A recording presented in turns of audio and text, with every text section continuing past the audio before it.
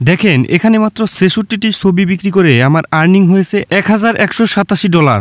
তারপর এখানে দেখতে পাচ্ছেন মাত্র ৩৭টা ছবি বিক্রি করে আমার আর্নিং হয়েছে $৭৫৫।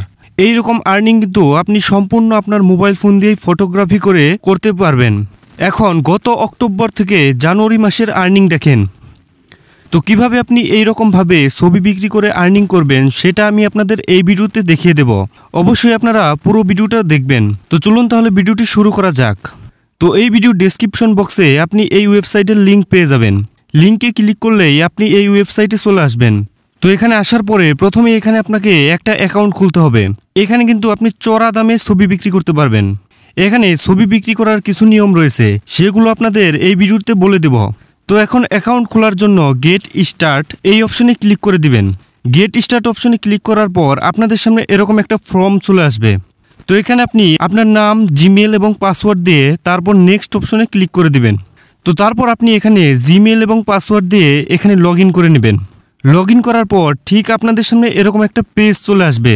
এখানে কোন ধরনের ছবি বিক্রি করতে পারবেন তার কিন্তু অনেকগুলো ডেমো দেওয়া রয়েছে। কীরকম ছবি এখানে বিক্রি করবেন চলুন আপনাদের দেখিয়ে দিচ্ছি।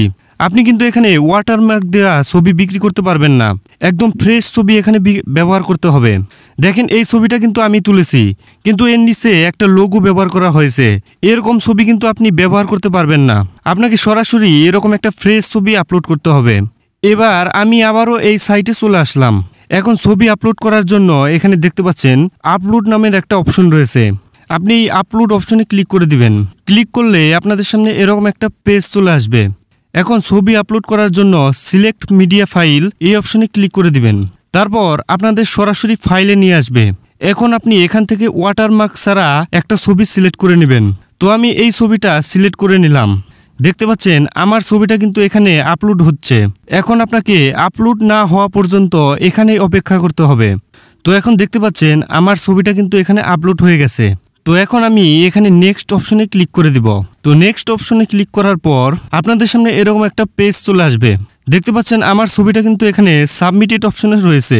এখন আমাদের ছবিটির উপর ক্লিক করতে হবে। তো ছবির উপর ক্লিক করার পর আপনাদের সামনে কিছু নতুন অপশন শো করবে।